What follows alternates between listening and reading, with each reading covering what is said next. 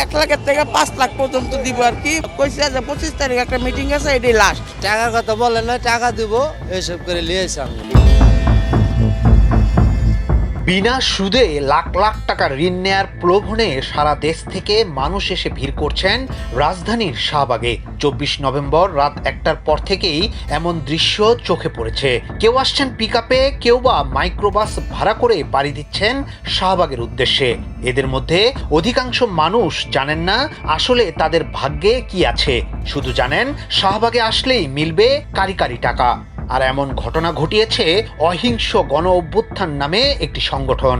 লাখ টাকা দেওয়ার বিনিময়ে রেজিস্ট্রেশন ফি বাবদ জনপ্রতি 1000 করে টাকাও হাতিয়ে নিয়েছে সংগঠনটি। জানা যায়, অহিংস গণ অভ্যুত্থান নামের সংগঠনটি সারা দেশের খেটে খাওয়া গরিব মানুষগুলোকে টার্গেট করে বিদেশে পাচার হওয়া টাকা ফেরত এনে সেগুলো বিনা সুদে ঋণ দেওয়ার প্রলোভন দেখায়।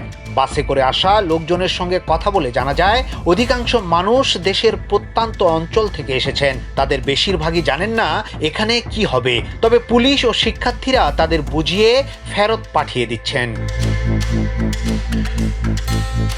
ঢাকা বিশ্ববিদ্যালয়ের শিক্ষার্থীরা বলছেন, গত রাত থেকে শুরু করে এখন অবধি 800 বাস প্রবেশ করেছে। শাহবাগে আন্দোলন করার জন্য বাস ভর্তি লোক নিয়ে আসা হচ্ছে। তারা টিএসসি থেকে প্রায় শতাধিক গাড়ি ফিরিয়ে দিয়েছে। আইনের লোকেরা বলছেন, অহিংস গণ অভ্যুত্থান নামের সংগঠনটি তাদের কাছে সোহরাওয়ার্দী উদ্যানে 10 লাখ লোকের সমাবেশ করার জন্য অনুমতি চেয়েছিল, কিন্তু সংগঠনটির বিরুদ্ধে প্রতারণার মামলা থাকায় তারা অনুমতি দেয়নি। তবে সমাবেশকে কেন্দ্র করে সাধারণ মানুষদের কাছে কয়েক কোটি টাকা হাতিয়ে নিয়েছে তারা। এদিকে এই প্রতিবেদন লেখা পর্যন্ত পুলিশ ও শিক্ষার্থীরা শাহবাগ, টিএসসি, চানখারপুল, আনন্দবাজার সহ বিভিন্ন পয়েন্টে অবস্থান নিয়ে বাসগুলো ফেরত পাঠাচ্ছেন।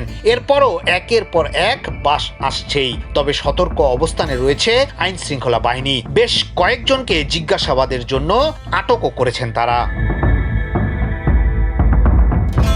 ইয়াসিন আলী, সোনালী নিউজ, ঢাকা।